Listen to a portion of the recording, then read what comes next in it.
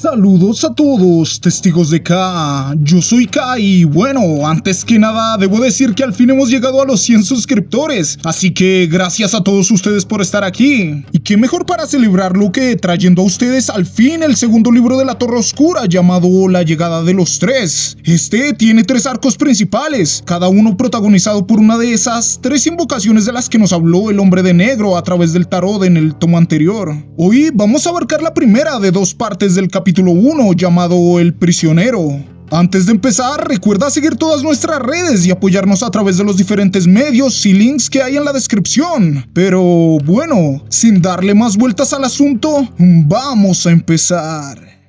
La historia comienza con Roland, el último pistolero de Mundo Medio, despertando de noche en una playa desolada tras un extraño sueño. Este estaba marcado por la imagen de la carta que le mostró el Hombre de Negro en aquella Gólgota. Sí, el ahogado, que simbolizaba a Jake, el niño que Roland dejó caer al vacío en su deseo egoísta de alcanzar la Torre Oscura. Aún lo atormentaba, pero dentro de sí pensaba que era mejor ser Jake a ser el desgraciado que lo dejó caer. No lo despierta este sueño, sino el agua del mar que le llega a la cintura y amenaza con inutilizar sus valiosas balas. El encuentro con el Hombre de Negro en el tomo anterior lo dejó aturdido. Recordemos que lo llevó a ver la creación misma antes de desaparecer. Mientras intenta alejarse del agua, ve sin darle mucha importancia a una criatura parecida a una langosta de unos 50 centímetros. Esta se impulsa con sus pinzas, arrastrando su cuerpo. Sus ojos gelatinosos observan a Roland mientras emite por su pico extrañas preguntas en un idioma desconocido. Pica chica, Duma chuma, Dada cham, Dada check. Supongo que hablaban así, sí, no se me burlen. Recuerda darle like por esa buena interpretación. Cada vez que esa cosa oye las olas chocar, yergue su cuerpo y se queda estática mirando hacia el mar, en una postura similar a la de un boxeador. A Roland le da igual esta langostrosidad, como la llaman en el libro, y se enfoca torpemente en alejarse del agua, arrastrándose hacia atrás. Las balas de sus revólveres ya están mojadas, pero espera salvar algunas de las que lleva en sus cintos. Se intenta impulsar una vez, pero en el segundo intento apoya las manos para impulsarse hacia atrás, y entonces no nota que ya tiene esa cosa al lado. Con una velocidad brutal, esta le arranca el dedo índice y corazón de la mano derecha y se los traga. El dolor es lacerante, pero la adrenalina lo obliga a levantarse a pesar del malestar. La criatura le desgarra un poco la pantorrilla. Roland desenvaina su revólver con la mano derecha, pero esta se resbala al estar bañada de sangre. El bicho picotea el arma y Roland le da una patada que se siente como golpear una roca. La langostrosidad en venganza le arranca con el pico la bota y el dedo pulgar del pie. Esta solo se detiene cuando oye otro romper del mar y vuelve a erguirse. Roland aprovecha y toma su arma del suelo y aunque desenfunda el otro revólver con la mano izquierda y apunta, las balas mojadas no se disparan. La criatura vuelve a avanzar. Roland tropieza con una roca y entonces otro golpe de ola lo salva. Sin perder tiempo, agarra la misma roca y cuando el bicho se recuesta en la arena otra vez para perseguirlo, se la clava en la espalda sin piedad.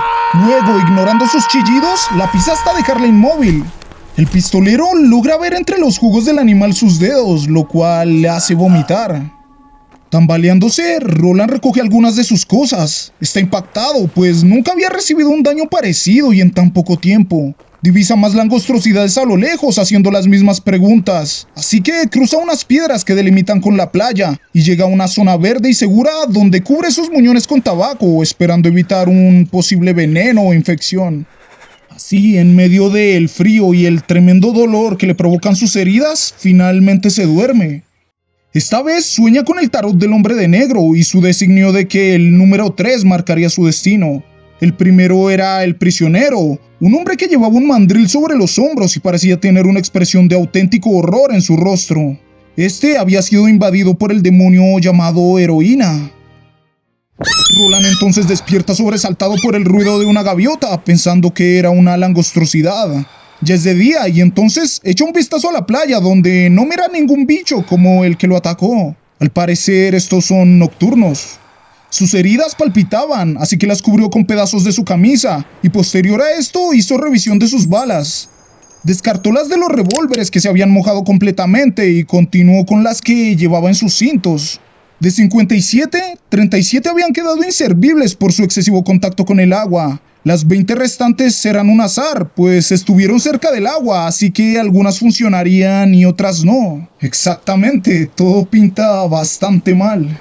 Las húmedas las apartó en un pedazo de camisa y las guardó en su cartera. Continuó realizando el ritual de limpiar sus revólveres, con bastante paciencia y dolor, eso sí, y los recargó con las balas menos malas, por decirlo de alguna forma.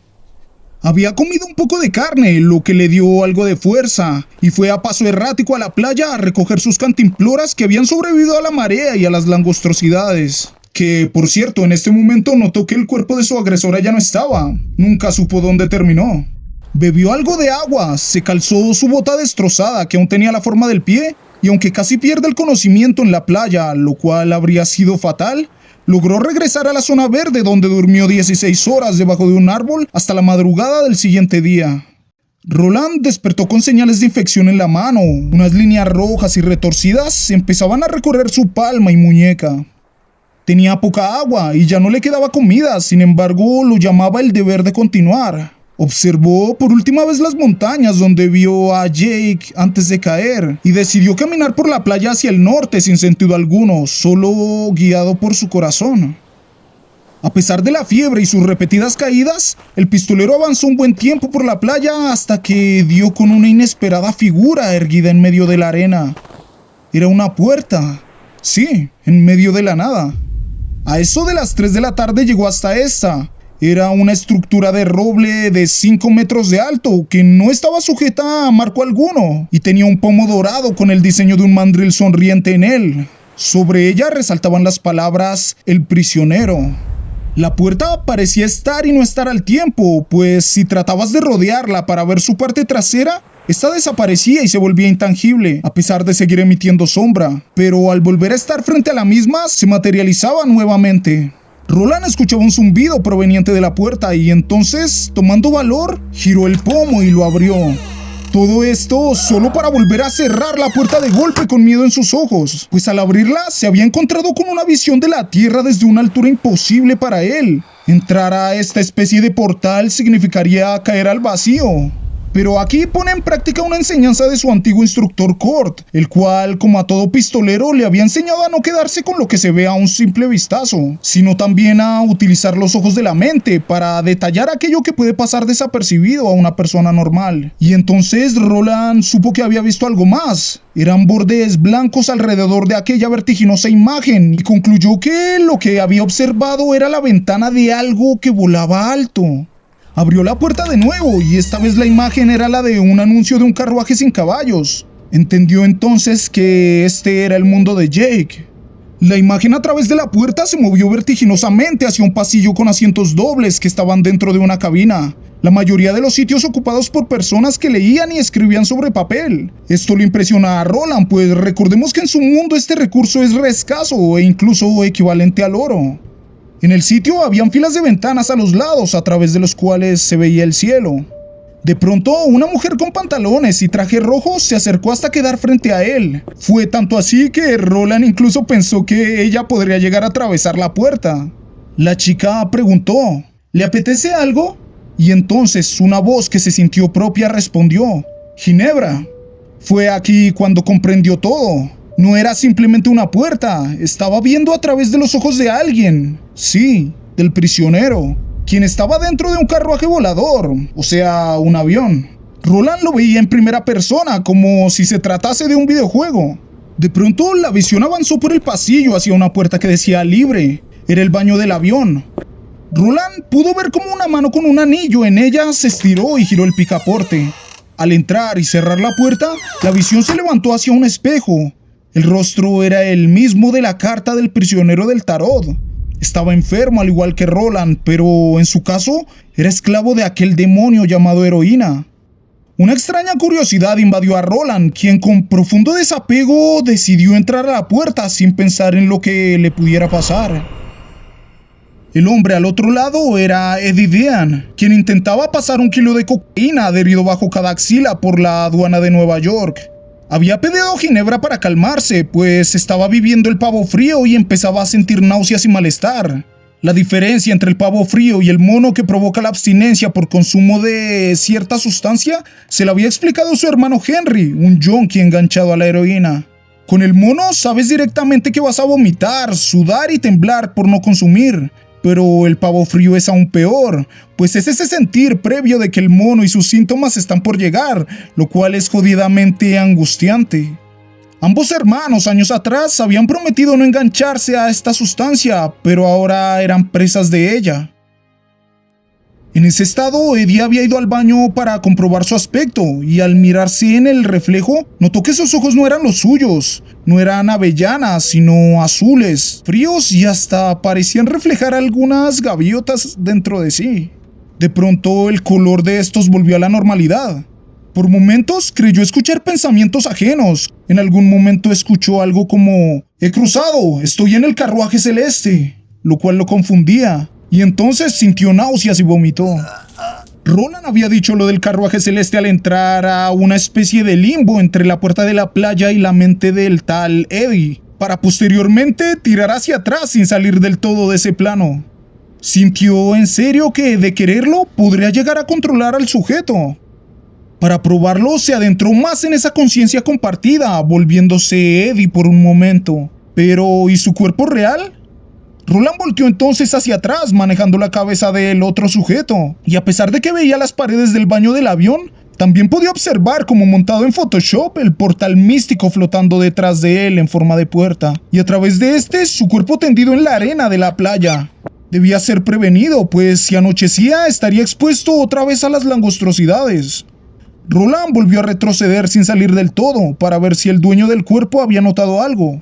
Eddie, por su parte, sintió que volvió en sí después de quedarse en blanco. Se miró al espejo y otra vez tenía sus ojos avellana y la mente en silencio.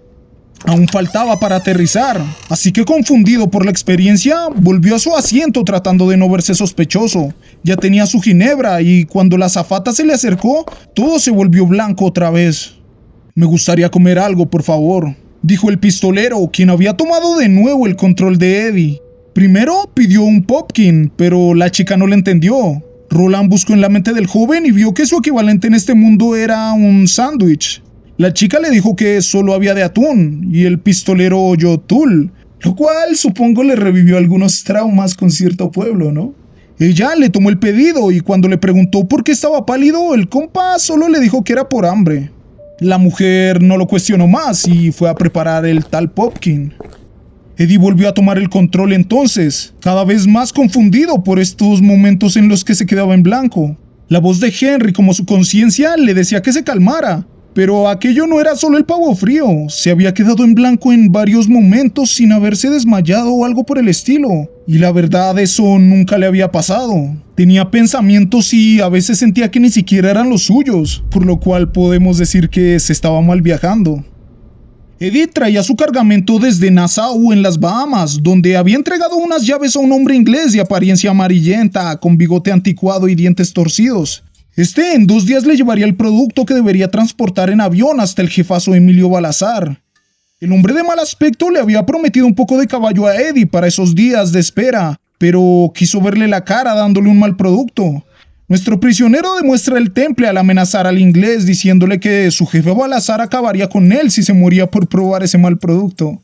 Claramente Eddie solo es un yonki y no tiene toda esa importancia ni ese poder, pero su seguridad al hablar al final había persuadido al inglés para llevarle un mejor producto a regañadientes. El muchacho tenía temple y potencial, pero su adicción lo nublaba. La azafata, que ahora sabemos se llama Jane, llevó el sándwich a un semidormido Eddie, pero al ser de nuevo Roland quien contestaba, le extrañó el léxico que éste usaba. Sonrió, pero notó el cambio de ojos del chico del asiento 3A. Pensó que se habría puesto lentes de contacto en el momento que fue al baño, pero recordó las enseñanzas de su antigua instructora. Nunca ignorar ni la mínima señal de sospecha, pues esto podría prevenir tragedias en el vuelo. Desde esa especie de centro mental, Roland sentía que podía volver a su cuerpo si lo deseaba. La voz del hombre de negro le susurró que lo abandonara, pues estaba mal herido. Pero él no quería ser pasajero de otra mente para siempre. Si iba a morir, que sea siendo Roland, buscando su jodida torre. Entonces probó algo. Tomó ambas mitades del sándwich con las manos de Eddie, y cuando nadie lo veía, tiró hacia atrás, cruzando la puerta de nuevo. Oyó la playa otra vez y despertó en su cuerpo tendido. Tenía medio sándwich en la mano y el otro cayó de su mano herida. Aunque sucios, claramente devoró ambos. Esto le hizo comprobar que podía pasar cosas de este otro mundo al suyo. En el avión, Jane se dedicó a observar a Eddie, que se había vuelto a dormir. Se había terminado el sándwich rápidamente, pero por suerte, ella no vio que había desaparecido. Hey, perdón que pare aquí, pero oye tú, antes de continuar, recuerda que si este contenido te está gustando, puedes darle like y suscribirte para ver muchas cosas relacionadas a la Torre Oscura. Y bueno, dicho esto, continuemos. Eddie despertó por el aviso del copiloto que anunciaba la llegada del aeropuerto Kennedy. No podía creer el haberse quedado dormido tan profundamente. Fue al retrete y confirmó que las bolsas de mercancía adheridas con cinta a su cuerpo por un tal William Wilson en las Bahamas seguían bien fijadas a sus axilas. Para darse impulso había guardado un poco de caballo del inglés, la cual consumió. Volvió a su asiento y se sentó al sonar el aviso de abrocharse el cinturón. Y al acercarse el aterrizaje, volvió a ponerse en blanco. Jane, llena de sospechas, pidió a su compañera Susie que la cubriera mientras planeaba derramarle café por accidente con un termo mal cerrado, en caso de que el chico intentara algo raro. Roland no entendía bien la transacción o ritual que debía hacer Eddie, pero comprendía que lo que cargaba podría complicar su paso por este sitio llamado aduana, al punto de incluso poder ser arrestado. Ya había notado que la azafata sospechaba y no podía permitir que atraparan al chico, pues en su ignorancia pensaba que Balazar, siendo un crack de las drogas, podría ayudarlo con medicina para sus males. Una lógica bastante infantil si me lo preguntas, pero entendible teniendo en cuenta que es de otro mundo. Roland comprendió que si quería vivir debía ayudar a Eddie. Intentaría llevarse su cargamento hasta la playa como había hecho con los sándwiches. Lo que no sabía era si podría retornarlo. El avión aterrizó suavemente.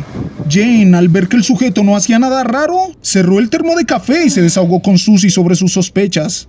Sin embargo, la otra chica le confirma algo. Ella había visto levemente el cargamento que Eddie tenía en las axilas cuando el pasajero se agachó a recoger la maleta de debajo del asiento para tomar sus papeles de vuelo. El paso siguiente era informar a los pilotos para que estos pusieran en alerta a los de la aduana. Jane lo hizo con cierto dolor, pues Eddie le había parecido incluso un poco guapo. Roland, mirando por la ventanilla, vio más vehículos celestiales en el suelo, como los que mencionaban las historias del Gran Plumón, un cuentero del reino de Garland, según parece. Solo que estos sí parecían hechos por el hombre. Hey, espera, ¿qué? ¿En el mundo de Roland existen artefactos voladores? ¿Serán dragones o alguna especie de animal volador? El pistolero notaba todo, las azafatas hablaban sospechosamente, y Jane iba hacia la cabina y hablaba con el capitán. El baboso de Eddie la verdad no se enteraba de nada, y por lo mismo Roland entendió que desaparecer el cargamento de la nada solo haría que éste actuara más sospechoso, desesperado y errático de lo que ya estaba por el pavo frío. Así que decidió hacer algo.